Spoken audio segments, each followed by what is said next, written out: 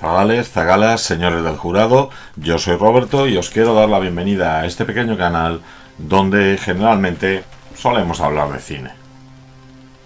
Aunque desde los años 50 el papel del policía tipo duro que se mueve al margen de la ley empezaba a ser algo bastante habitual, no fue sino hasta los años 70 que empezaron a aparecer determinados personajes que cumplían con todas esas características. El primero de ellos, y quizás el más influente, no fue otro que Harry el Sucio. Y es que el policía interpretado con Clint Eastwood nos mostró esa parte oculta de la ley, esa parte en la que un policía a veces debe tomarse la justicia por su mano y debe apartarse de los procedimientos judiciales. A finales de los 70 y en los primeros 80 esto sufrió una evolución, dado que en ese caso ya no solo los policías iban a hacer estas cosas, sino que en ocasiones también ciudadanos particulares iban a tomarse la justicia por su mano. Un buen ejemplo de ello era el papel de Paul Kersey, ese arquitecto interpretado por Charles Bronson en toda la saga de Yo soy la justicia. Pero sí que crees en Dios. Sí creo. Ahora vas a ir con él. Pero se puede decir que ese detective que Harry el Sucio representaba fue la base de casi todos los detectives que iban apareciendo en las películas de los 80. ¿Qué hubiera sido de nuestro querido Martin Rees? ¡Quieto! ¡Le he dicho que no me toque! Dame una oportunidad. Mi jefe está ahí abajo, mirándome. Por lo menos tengo que hacer ver que intento salvarte. ¿Comprendes? ¡Deba tocarme! Oh, no. Descuide. Usted es el que quiere matarse, no yo. Siempre ocurre lo mismo con los tipos como usted, ¿sabe? En el último momento tratan de agarrarse a alguien y van los dos abajo. Psst. No, yo no. Salte usted si quiere. Rees o de nuestro adorado John McClane, si no hubiera sido por Harry el Sucio. Diga. Las aves en grupo van, cerdos y puercos lo mismo dan. Las ratas su oportunidad tendrán y a mí me la darán. Bonito. Rima. Oiga. Oiga. Muy bien, señor policía. Le diré a qué vamos a jugar. Voy a hacerle brincar por toda la ciudad para asegurarme de que está solo. Si tengo la menor sospecha de que le siguen, la chica morirá. Y realmente cualquiera de los personajes que hemos mencionado daría para hacer un vídeo fenomenal, pero ya sabéis, esto es otro rollo.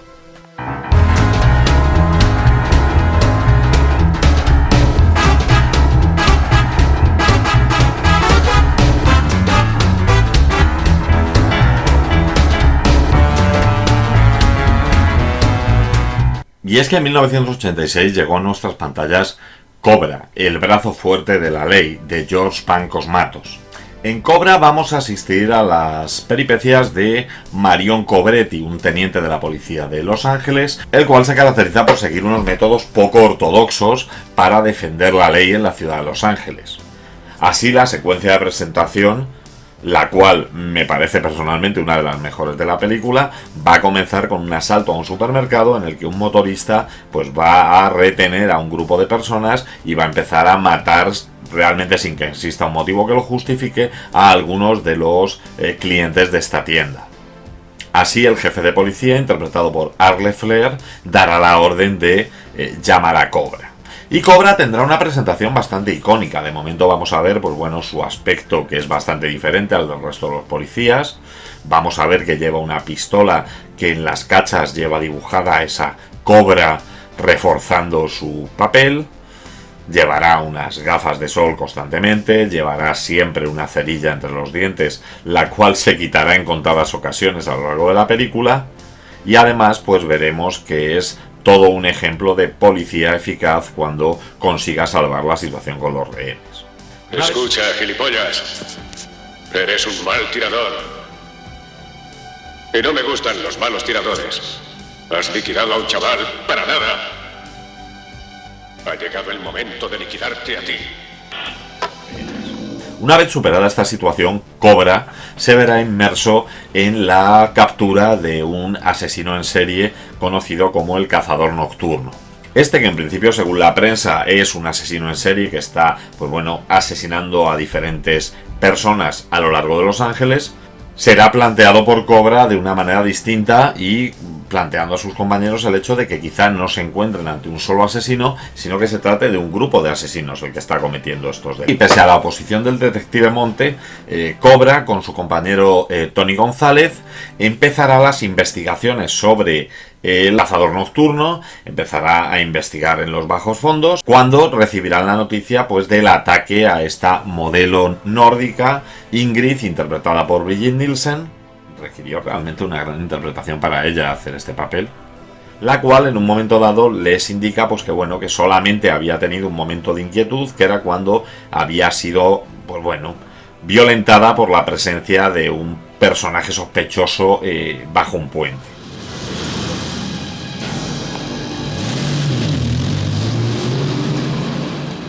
Los policías atan cabos y obviamente piensan que ese personaje sospechoso puede tratarse del cazador nocturno. Así, tras poner la protección, pues cada uno marchará a realizar sus pesquisas. De hecho, veremos cómo Cobra, pues bueno, está consultando papeles, está intentando cotejar un retrato robot que ha preparado Ingrid, cuando descubren que ésta ha sido atacada en el hospital. Acuden allí, Ingrid sobrevive y ellos deciden que es un buen momento para llevársela a un lugar oculto. En ese momento es asignada a su grupo la agente Stark. La agente Stark nosotros ya sabemos que es parte de la conspiración criminal y bueno, pues tendremos un viaje de nuestros héroes hacia un destino desconocido. ¿Has averiguado algo nuevo? ¿Desde que fue al lavabo? No, nada. Al cual realmente nunca llegarán, dado que la agente Stark, en el papel que debía realizar, pues avisa al grupo de asesinos, los cuales se presentarán en el motel dando lugar a una escena de acción, a una sucesión de tiroteos y peleas, la cual concluirá con el enfrentamiento entre Cobra y el cazador nocturno. Nosotros somos los cazadores. Matamos a los débiles para que sobrevivan los fuertes. Como vemos, un argumento bastante sencillo, un argumento muy lineal y un argumento encaminado sobre todo al lucimiento de Sylvester Stallone. Teníamos por un lado escenas de acción bastante competentes, teníamos por otro lado un montón de líneas ingeniosas, presuntos chistes que el personaje de Cobra va a estar constantemente realizando a todos los demás personajes de la película. Y bueno, pues al final tenemos la típica historia de Poliduro que consigue salvar la situación. El crimen es una plaga y yo soy el remedio. Existen diferentes partes curiosas en el proceso de creación de esta película de Cobra, empezando por el propio Sylvester Stallone. En el año 1984 Sylvester Stallone había sido contratado para hacer Superdetective en Hollywood. Realmente él vio el guión, vio que era un guión muy cómico, tal y como luego lo hemos conocido, y planteó que él no se sentía cómodo con una comedia de ese tipo y escribió un nuevo guión basado en la novela Fair Game de Paula Gosling. Si bien es cierto que el guión difiere muchísimo de la novela, y de hecho esta misma novela fue utilizada también como base para el guión de la película Caza Legal con Billy Baldwin y Cindy Crawford. Una vez escrito este guión, Stallone se lo presentó a la productora, la cual insistió en que ellos querían que Superdetective en Hollywood fuera una película policíaca, pero con mucha dosis de comedia, lo cual no convenció a Stallone, que se retiró de esa producción, pero que lógicamente mantuvo los derechos del guión. En el año 1985, la Cannon Films empezaba a sufrir dificultades económicas. Y estos primos israelíes, los cuales, pues bueno, tenían la costumbre de huir hacia adelante, lo que pensaron fue que lo que necesitaban era un gran golpe de taquilla. Y qué mejor manera de conseguir ese gran efecto en taquilla que contratando al actor de acción más puntero del momento, el cual no era otro que Sylvester Stallone. En un primer momento, Sylvester Stallone indicó que no trabajaría con la Cannon ni por $10 millones. Ante esta afirmación, Menahem Golan transmitió a los representantes de Stallone: bueno, ¿y por 14? Parece ser que por 14, y convirtiéndose en ese momento en el actor mejor pagado de Hollywood, Stallone decidió que podía trabajar con la Cannon. Así, Sly se comprometió a la realización de 2 películas junto a Golan y Globus, y estas pues serían, en primer lugar, Cobra y posteriormente la maravillosa Yo el Halcón. over the top. Así, cuando se plantearon realizar la primera película, Stallone les habló de este guión que tenía en un cajón, que en origen iba a haber sido la base de Super Detective en Hollywood, pero que con ciertos toques se convertiría en la película de Cobra. Stallone, amigo. Es malo para tu salud. Ay, el qué, pinche. Yo. Stallone, que era el guionista de la película y el cual además pues quería participar bastante en la producción de la misma, sugirió a la Canon la contratación de George Pancosmatos. Cosmatos, si bien no fue un gran director al cual vayamos a recordar, sí es cierto que fue un director muy eficaz. Había comenzado su carrera como escritor y director, y así había escrito y dirigido La amante con Raquel Welch. También había dirigido y escrito El puente de Cassandra, la cual fue una película de catástrofes que tuvo bastante tirón en los mediados 70, y asimismo la película Evasión en Atenea con Roger Moore, la cual había tenido cierto éxito de taquilla. Pero el motivo principal por el que Sylvester Stallone contaba con él era por el hecho de que habían tenido un gran éxito con Acorralado parte 2, con Rambo, la cual había sido un bombazo a nivel mundial, lo cual hizo que Stallone quisiera seguir trabajando junto a Cosmatos. Como curiosidad. Pasó a formar parte del Cuerpo de Operaciones Especiales. Habla varios idiomas. Es piloto de helicópteros. Experto en armas ligeras y combate de guerrilla. Vuelve Sylvester Stallone. Él es Rambo. Como curiosidad, decir que George Cosmatos únicamente rodó 3 películas después de Cobra, que fueron Leviatán, Conspiración en la sombra, pero sobre todo la maravillosa Tombstone. Y es que en el año en que coincidieron en pantalla 2 adaptaciones de la historia de OK Corral, yo me quedo con este Tombstone de George Pancosmatos, en la cual aparecían Kurt Russell, aparecía Val Kilmer, Charlton Heston, Bill Paxton. Realmente una película más disfrutable quizás que ese Wyatt Earp de Kevin Costner. En el papel femenino de la cinta tenemos a Brigitte Nielsen. Brigitte Nielsen en aquel momento era esposa de Stallone y ya había interpretado a nuestra guerrera bárbara en El Guerrero Rojo, en Red Sonja. Solo un hombre sería capaz de dominarla. 2 vencedores. No seas tonto. Inténtalo. Me acabo de acordar que os tengo que enseñar una cosa.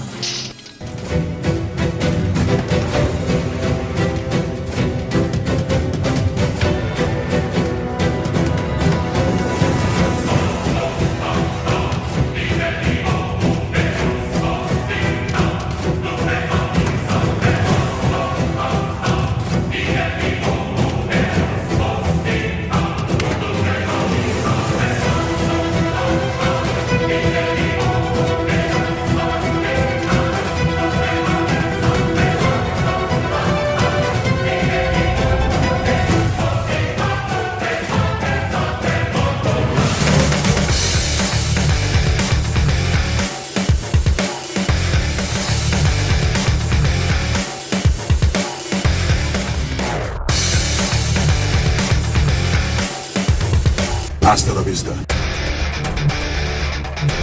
baby. Y había aparecido también como la esposa de Iván Drago en Rocky IV. Y bueno, realmente debemos ser sinceros, Brigitte Nielsen nunca ha sido una gran actriz, pero tenía un físico imponente y con su 1,85 m, pues la verdad es que tenía cierta presencia en pantalla. Ya lo había demostrado en El Guerrero Rojo, lo demostraría en esta Cobra y lo demostraría quizás en la película en la que yo la vi haciendo un mejor papel, que sería al año siguiente en Super Detective en Hollywood 2.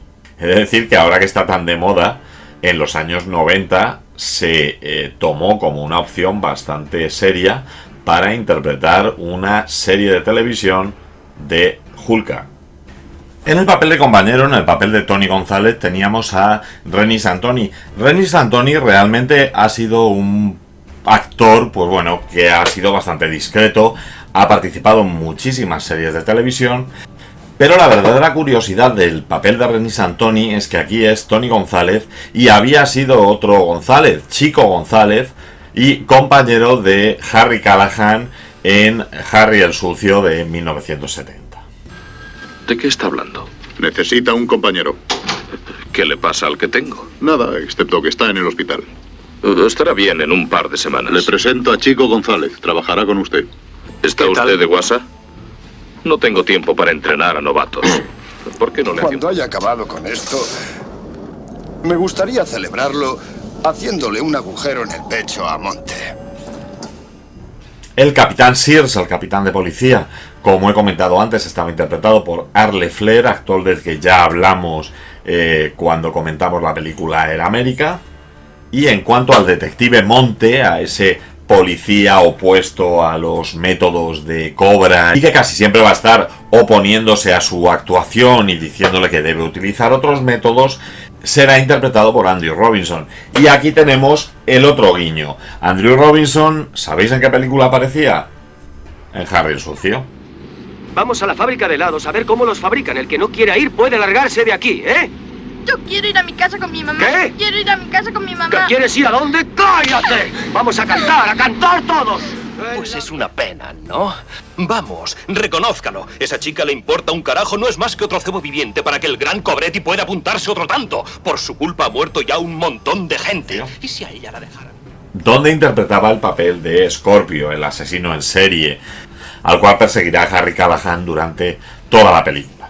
Por otra parte, y como villanos de la función, pues tendremos que destacar, en primer lugar, a Marco Rodríguez. Marco Rodríguez es el típico secundario hispano de la mayoría de las películas de acción de los 80 y será quien interprete a ese motorista que nos acompañará durante los títulos de crédito y que luego se convertirá en el asesino del supermercado.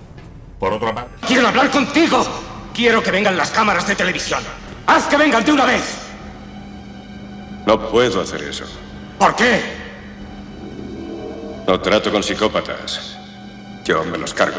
¡No soy un psicópata! Por otra parte tendremos a Nancy Stalls, a esta policía corrupta que forma parte del grupo de asesinos, interpretada por Lee Garrington. Lee Garrington, al igual que los demás actores de esta producción, no ha sido una actriz que haya destacado demasiado.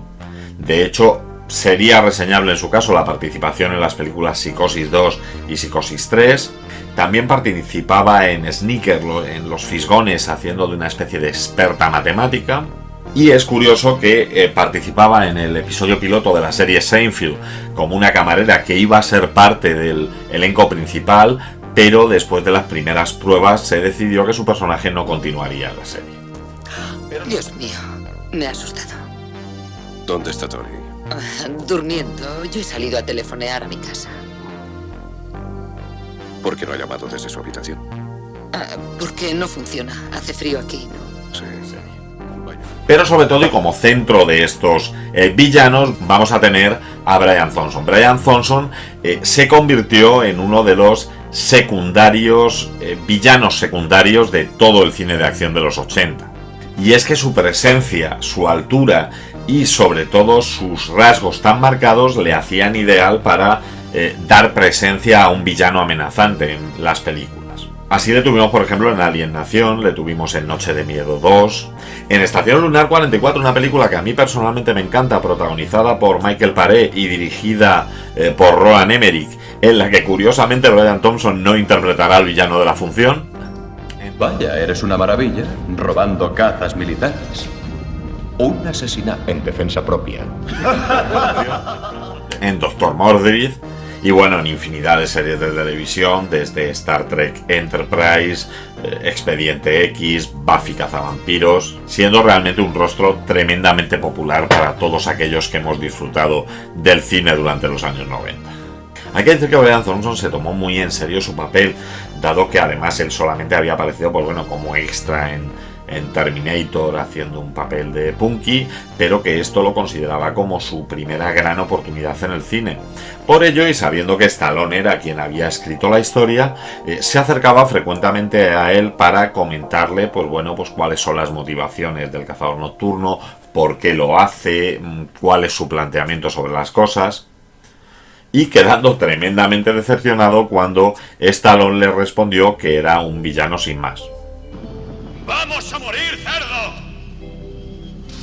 En primer lugar, la película se iba a ambientar en Seattle. Además, estaba pensada un final bastante llamativo, con una persecución en motocicletas que incluía unos saltos a unos ferries entre islas, pero tuvieron que descartar toda esa parte porque parece ser que había un problema de mosquitos tremendos en la zona de Seattle este año, y por ello pues cambiaron todo ese final y lo llevaron a Los Ángeles. También resultaba bastante curioso el hecho de que Stallone tenía prohibido a todos los extras y a todos los actores que no fueran principales que se dirigieran a él durante el rodaje o durante los descansos. En un momento del rodaje, Stallone se dirigió al director de fotografía, Rick Wilde, indicándole que había muchísimo retraso, que había que darse mucha más prisa en la producción, ante lo cual Rick le contestó que si estuviera haciendo menos caso a su mujer y a vacilar delante de los guardaespaldas, probablemente la producción iría mucho más deprisa.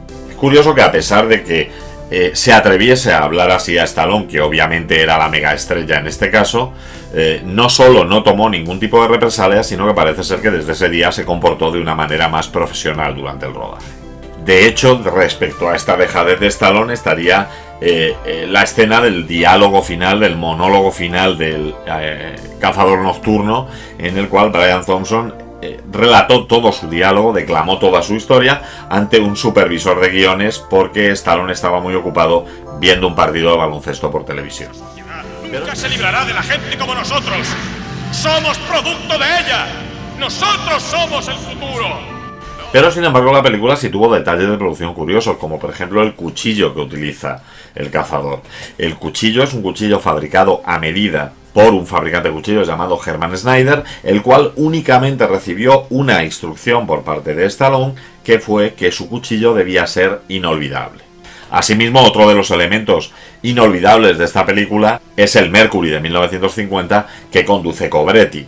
Este coche realmente es un coche propiedad de Stallone, y para la escena de la persecución se construyó una réplica del exterior sobre un chasis de otro vehículo, dado que obviamente no estaba dispuesto a que su joya sufriera ningún tipo de daño. Cobra tuvo un gran problema en postproducción, dado que siendo una película que duraba más de 2 horas, duraba casi 2 horas y media, coincidió que la semana de su estreno era exactamente la semana después del estreno de Top Gun. Tanto el estudio como Stallone estuvieron de acuerdo en que era muy arriesgado estrenar una película larga para competir con una película de acción pura como era Top Gun, y que encima estaba teniendo muy buena recepción. Por ello, Stallone directamente se encargó de supervisar el corte de aproximadamente 40 minutos de película, en la cual redujo muchísimo el espacio de actores que no fueran principales y subtramas que él consideraba innecesaria. Claro, realmente al dejar la película centrada únicamente en su papel y en el de su mujer, la comprensión de la trama o el cómo se llega a determinadas conclusiones queda bastante oculto al espectador. Y es que resulta curioso que cortaran escenas de otros actores, cortaran parte de la trama, pero que sin embargo mantuvieran 2 escenas que no dejan de ser prácticamente 2 videoclips. Y es que por una parte tenemos un corte con el sonido de la canción Angel of the City de Robert Tepper, en el cual van a estar simultaneándonos escenas, por un lado de Cobra con González investigando, por otra parte la sesión de fotografías que está realizando Ingrid, y por otra parte pues la preparación que está haciendo el cazador nocturno. ¿Y qué tiene?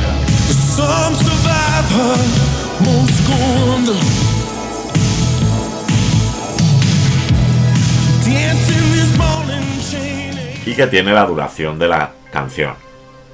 Pero es que posteriormente vamos a tener otra escena de conducción en el automóvil cuando están yéndose de la ciudad, al ritmo de Feel the Heat de Crown of Thorns, un grupo al que apadrinaba Bon Jovi.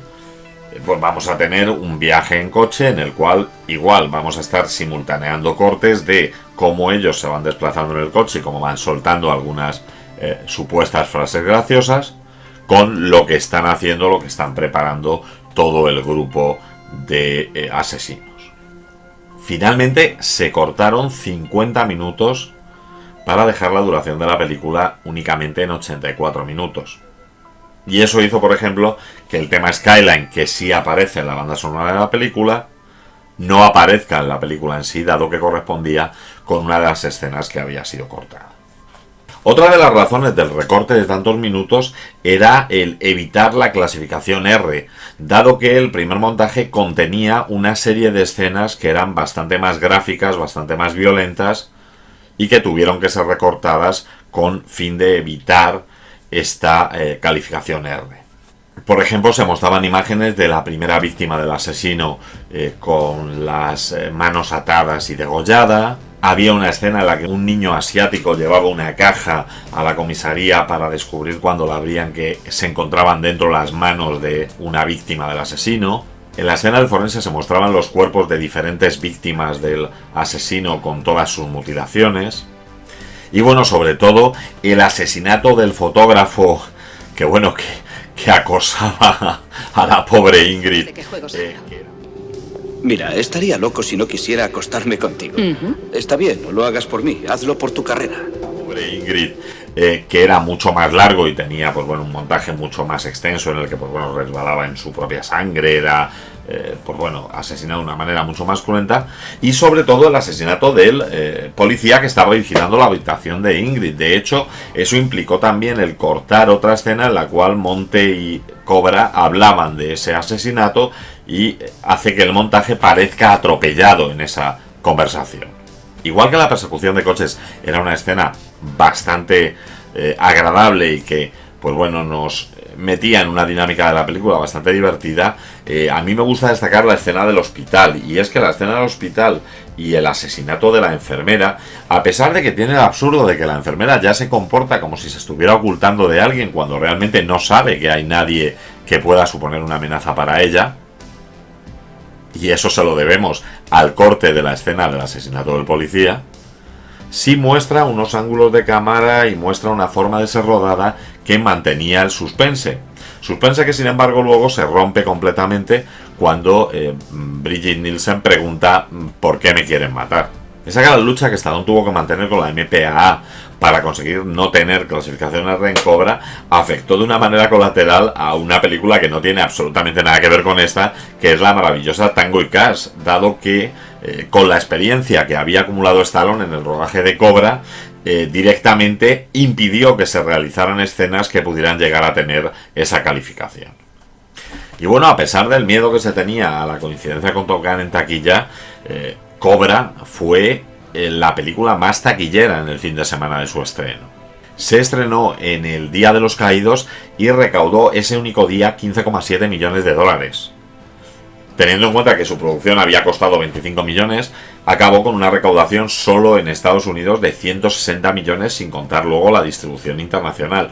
Por lo cual fue un maravilloso éxito que además dio un poco de aire a la Cannon, que como comentábamos al inicio, estaba ya con ciertas dificultades económicas. Esto es explicado fenomenal en un documental llamado Electric Boogaloo, que es la historia de la Cannon, y que yo, si no lo habéis visto, lo recomiendo porque os hará ver con otros ojos todas estas producciones que se realizaban desde esta compañía. A pesar de ello, algunos periódicos siguieron considerando que la película había sido un fracaso comercial porque se quedaba muy lejos de lo que había conseguido Rambo. En cuanto a la recepción crítica, no fue tan benevolente. De hecho, fue nominada a 6 premios Razzies: peor película, peor actor Sylvester Stallone, peor actriz Brigitte Nielsen, peor actor secundario y peor nueva estrella para Brian Thompson y peor guión. Usted no es quien para decidirlo, y crea lo que crea, la gente tiene derecho a que la proteja la ley. Dígaselo usted a su familia, ¿eh? Y es que quizás si Stallone consigue en esta película mostrarnos a un personaje súper carismático y del que todo el mundo nos enamoramos, no consigue ese mismo efecto con los villanos, que quedan desdibujados.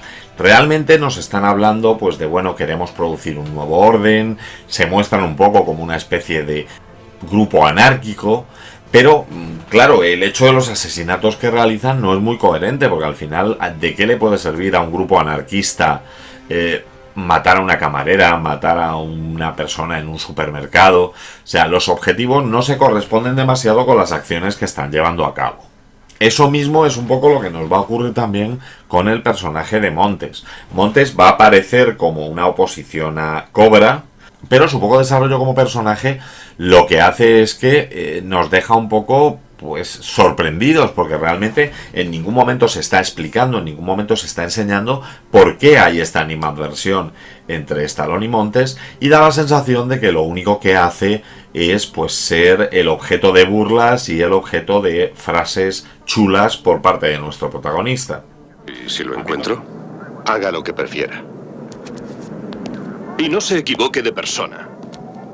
Aunque a usted, ¿qué le importa eso? ¿Verdad?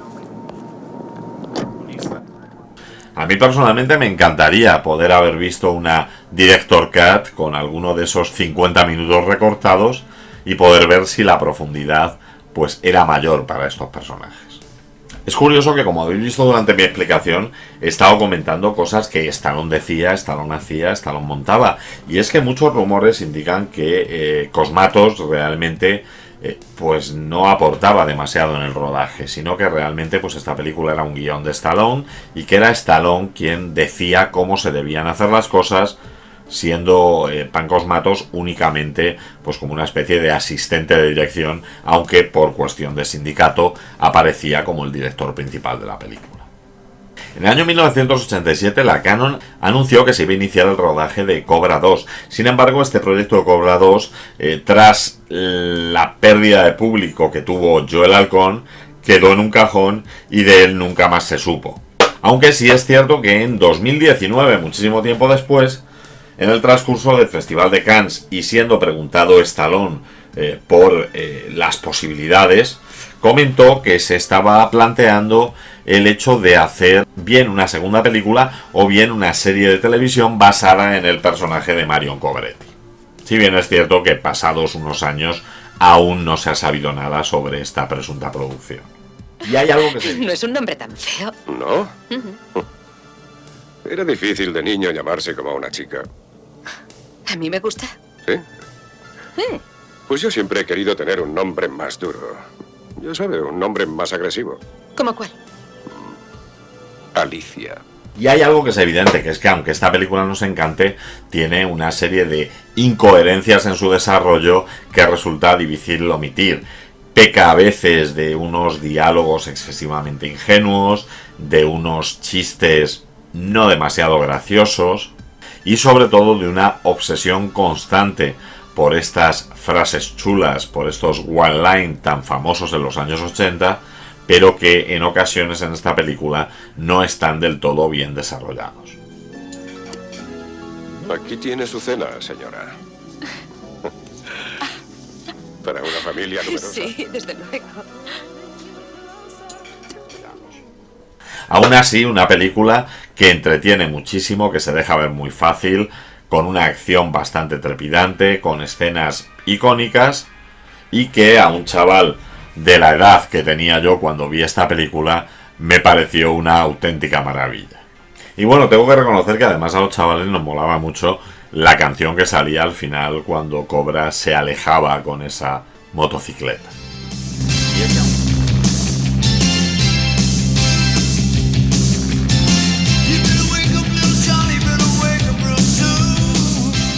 Y es que aunque no consiguiera ese hueco de ser la nueva Harry el Sucio como Stallone pretendía, desde luego dejó huella en los corazones de toda una generación que adoramos esta película. Y bueno, chicos, esto es todo por hoy, espero que os haya gustado el vídeo. Si es así, dadle un like, suscribíos al canal y no dejéis de visitar la sección Canales que me enrollan dentro de mi canal, donde podréis encontrar a compañeros que hablan de cine y a veces incluso mejor que yo. Y como siempre digo, parafraseando a Typical, en el próximo programa hablaremos del gobierno.